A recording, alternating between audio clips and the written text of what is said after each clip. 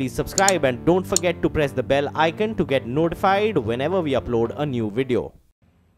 Speak to us about what would be the government perspective. Ajay Kumar Bhalla, Power Secretary, joins us now. There are so many questions to ask you, but let me start first with this potential bunch of companies that have stressed loans. If not resolved, they will be taken to the NCLT. What's the government's view? So many, probably 30, 35 companies coming to the NCLT. See, some of these companies are already in the process of getting resolved. If you recall, some time back there was an auction of coal linkage Shakti to about 10 plants. Now that the coal has started flowing, I mean FSAs have been signed, PPAs have been revised, and those plants are supposed to be turning around now. So I mean like there are different reasons for different plants. So wherever possible we are addressing those. Now the areas like lack of equity by the promoters, bankers are looking at it whether the change of ownership can help. I mean they have about 6 months time to do it. In that time if they are able to find a new buyer, they will be able to do it. Now there are some cases like where the coal blocks have got into disputes despite auction because of aggressive bids by some of the promoters. Now these are the areas where again Shakti policy has catered for coal linkage or e-auction of coal, which can address to these plants also. And on top of that, what we are doing as a pilot, which I mentioned earlier also, about 2,500 megawatt aggregation we are trying to do as a pilot to see whether in medium term this can bring in some PPAs and some of these plants can sell their power. So that process is ready. PFC on behalf of would be doing this tendering through an aggregator. Let's see what happens in that case. So there are different interventions we have made at different points. Okay, well actually if I looked at the APPAI's report, there are 51 gigawatts, 51,000 megawatts that are under stress. Of this, if you take away Mundra, because both Tatas and Adanis are deep-pocketed investors, then you are still left with 43,000 megawatts, sir. You're talking about 2,500. Of this 43,000, probably about 9,000 are gas-based plants where really there isn't any hope at all that anything will happen. No, gas-based is 10,581 megawatts. There are remaining 19,700 megawatts which have projects with domestic coal but no PPA, imported coal but no PPA, and projects with no coal and no PPA. Together it is 19,700 plus 10,500 gas. We are looking at, you know, at least 32,000 where who will buy if there is no PPA? What's the government's answer to those 32,000 megawatts? See, originally, I mean, there was coal-based stress was about 40,000 megawatts, out of which because of Shakti, more than 10,000 has already been retrieved. And wherever we are able to get some additional power, there has been growth in the recent times. And in exchange also, the prices are going up, and some of these plants would be able to sell coal in the exchange also. So demand is on the up. I mean, let's see how it goes. I mean, as I said, 10,000 megawatts have been brought out of coal intervention only. Let's see as a trial if we can do little more for the coal-based plants. And if it picks up, then definitely we'll repeat the pilot, and then it becomes a system that DISCOM start contracting on a medium-term basis. Okay, to just take that point forward, Mr. Bhalla, if you could put in context the current demand-supply situation. I'm looking at the the exchange. Even today, clearing rates on IEX are about 3.5 thereabouts. And then there have been reports because spot rates are rising, then maybe DISCOMs are willing to now do PPAs. So that could, of course, alleviate stress for a lot of entities that can't find power buyers. So if you could just, you know, connect the dots for us and put it in context. See, there has been little shortage of coal in some of the power plants.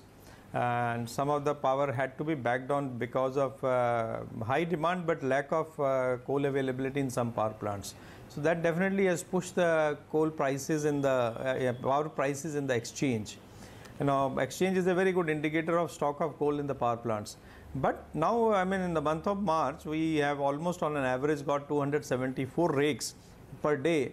and we have been able to build the stocks of about 16+ million tons in the power plants, which is about 10 days stock. Still, some of the plants are with lesser stock also, but efforts are on to build on. But in month of January, February and March, the growth has been more than 5% month-to-month basis. Overall growth definitely in the country is 5.2%. And coal-based growth is 4.5% if we discount the renewables out of it. Now, in that case, I mean, there is definitely utilization of coal also was very, very high. For a few months in the year, the coal consumption was more than the coal receipt. So the stocks got depleted in the first few months of the financial year. But now again, we have built up the stocks. Now with this, I mean, another indication is that yes, there is a growth and some of these plants are turning around. Let me tell you that state governments have excess PPAs already in their kitty. And some of the state government discoms had surrendered the PPAs to us at times, saying that we don't want this coal. The trend is reversing. We are now request from the state governments to get back their quota which was allotted earlier and start getting power. Already, I mean, our DVC and NTPC are getting these PPAs signed. Okay. No, I take your point, sir, that PPAs are, more PPAs would be an answer. But we don't have discoms that have deep pockets, and we don't have state governments that have deep pockets. So, I mean, I'm still coming back to my first question. The clock has started ticking. March 1st, the Reserve Bank's clock started, and it ends on September 30th. At that time, 32,000 megawatts, possibly, or even more, could come to the NCLT. Should there not be an overarching plan? Separately, the State Bank of India chairman has also written to the government about the Mundra plant, and, you know, whether you can continue to expect even big groups like Tata's and Adani's to run a plant which every unit that is produced is going to create a loss for them. So really, two questions for you. Does the government of India have anything for that 32,000 which will come to the NCLT first? As I said, I mean, our interventions are basically to facilitate coal availability. Sir, that was, yeah, Mr. Bhalla, you know, I have taken your point on that, sir. Extra PPAs. Sir, I have taken your point on that. You know, 10,000 megawatts has brought the amount of stress probably from, you know, 45,000 to closer to 35,000. But that 35,000 is still left, and you have all of 5 months or less than that, 4.5 months for that to be resolved. So is there some national, you know, bad bank that can buy this? Tell me a plant. See, then let's look at some of the cases. If the promoter had bid an aggressive PPA and the tariff is so low, I mean, even if it is taken over by another owner, it will not be able to sell power at that price. It will not be viable to sell the power at that price because he is not able to service the debt. So bankers have looked at many of these plants and have put them on either SDR or S4A or different options which were available to them. Wherever takers are there, bankers are settling with them, and hopefully by September they would be able to. But wherever there are no takers for these plants, I don't think we have any other alternative but to go to NCLT.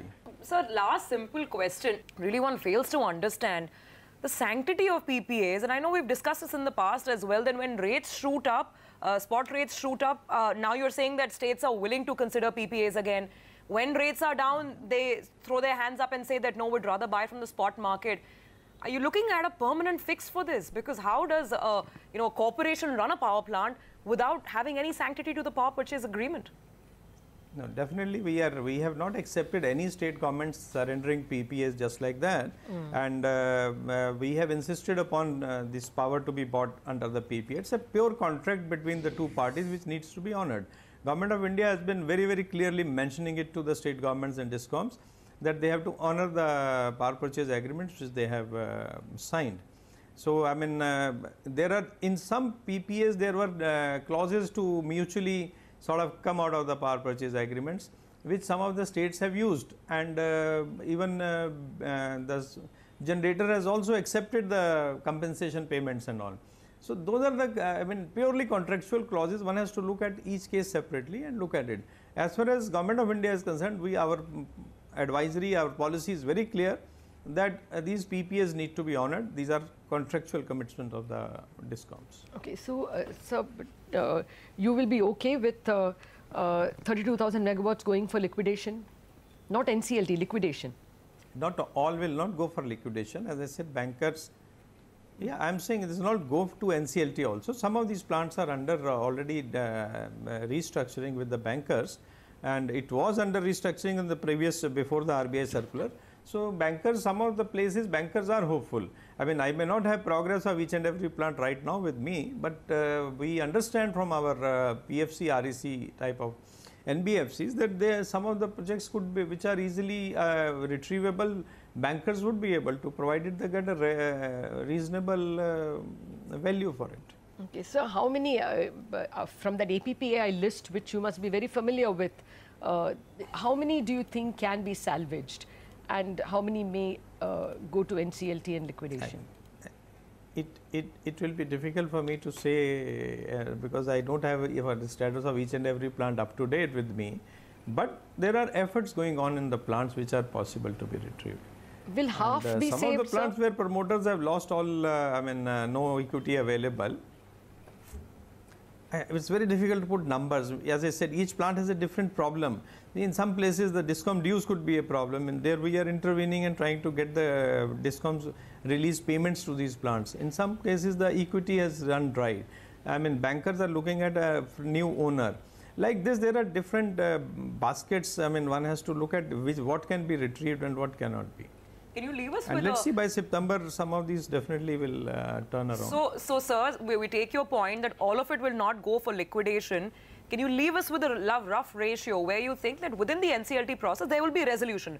There will be buyers and, you know, some of the issues, whether it's PPAs, whether it's coal availability, or DISCOM payments, will be able to intervene and solve. So therefore, the new buyer has reason to buy the asset. And what might, the residual that might end up in liquidation. So maybe some numbers, some guidance on this, sir. No, I mean, very difficult to say. As I said, some of the plants where construction has just started and nothing much is available on the ground, bankers also won't be able to find a solution to it.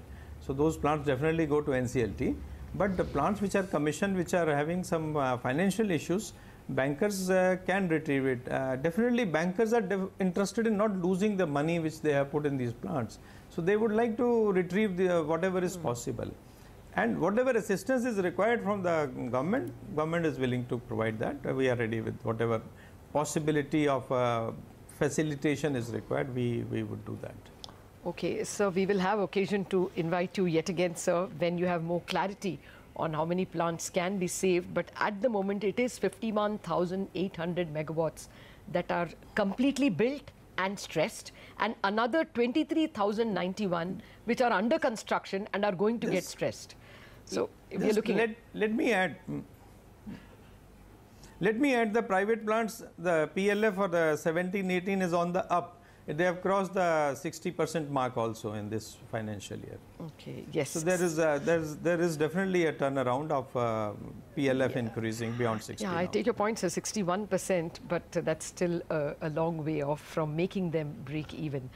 Thank you very much for your patience and for speaking to us at CNBC TV.